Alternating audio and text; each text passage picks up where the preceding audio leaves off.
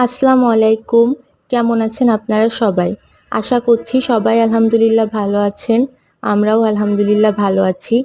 এটা ছিল গতকালকের ভিডিও। গতকাল সকাল থেকে ভিডিও শুরু করে দিয়েছিলাম। সকালে আমি আর আমার আম্মু একা রুমে ছিলাম। খালামণিকে তখন অপারেশনের জন্য নিয়ে যাওয়া হয়েছিল। বেশ চিন্তা হচ্ছিল কিন্তু কিছুই করার নাই আল্লাহকে ডাকা ছাড়া। আত্মীয়-স্বজন যারা দূরে আছেন হঠাৎ অপারেশনের খবর জানতে পেরে কেউ আসতে পারে নাই। সবার কম বেশি চিন্তা হচ্ছিল, কিন্তু সবাই আমরা অনেক বেশি দোয়া করছিলাম। হসপিটাল থেকে কিছুক্ষণ পর সকালের নাস্তা দিয়ে যাওয়া হয় আমাদেরকে। নাস্তায় ছিল পরোটা, ডিম, ডাল, বাটার, একটা স্যান্ডউইচ। কিন্তু এত বেশি টেনশন হচ্ছিল যে আমরা কিছুই খাইতে পারি নাই। আসলে চিন্তার কারণে খাওয়া যায় না। কিছুক্ষণ পর জানতে পারলাম অপারেশন ভালোভাবে হয়ে গেছে আলহামদুলিল্লাহ। আর খালামণিও সুস্থ আছে।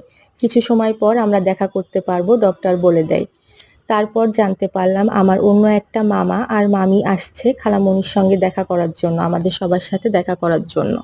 এই জন্য আমি আর আমার আম্মু একটু নিচে গিয়েছিলাম তাদেরকে নিয়ে আসার জন্য। আসলে তারা চিনতে পারছিল না আমরা কোন রুমে আছি, কোন জায়গায় আছি। এজন্য চিন্তা করলাম একটু আগায় যেয়ে নিয়ে আসি।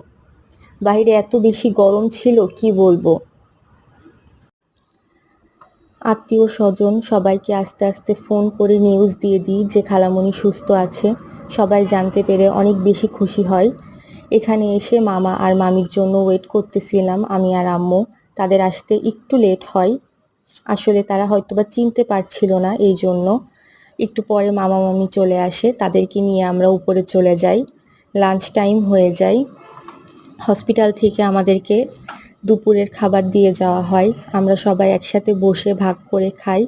একসাথে বসে ভাগ করে খাওয়ার মজাই আলাদা। একসাথে সবাই বসে গল্প করা, খাওয়া-দাওয়া করার একটা অন্যরকম আনন্দ আছে।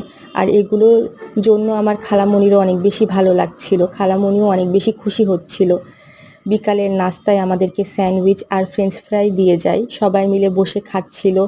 সব মামা খালামণি একসাথে ছিল, গল্প করছিল, দেখে বেশ ভালো লাগছিল। আমার জন্য দোয়া করবেন, আমার পরিবারের জন্য দোয়া করবেন। আপনারা সবাই ভালো থাকবেন। আল্লাহ হাফেজ।